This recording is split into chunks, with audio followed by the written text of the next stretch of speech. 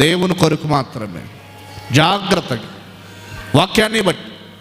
వాక్యాన్ని ప్రేమిస్తూ వాక్యానికి లోబడి ఉండాలని ఈ సందర్భంగా నేను ప్రభువును బట్టి మనం చేస్తూ ఉన్నాను. గారడి సీమోను మారు మనసు పొందకుండా సంఘంలో ప్రవేశించినందుకు పేతురు అతన్ని గద్దించాల్సి వస్తుంది. నీవు ఘోర దుష్టత్వంలో దుర్నీతి బంధకులు ఉన్నట్టు నాకు కనబడుచున్నది, కాబట్టి నీ చెడుతనం మానుకో. పేతురు హెచ్చరించిన హెచ్చరికలు ఇక్కడ మనం చూస్తున్నాం. ఎవరండి?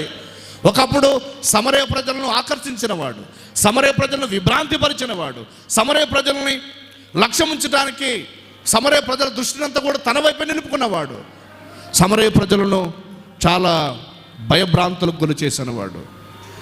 బాప్తిసం పొంది లోపల ఆ పాత గుణం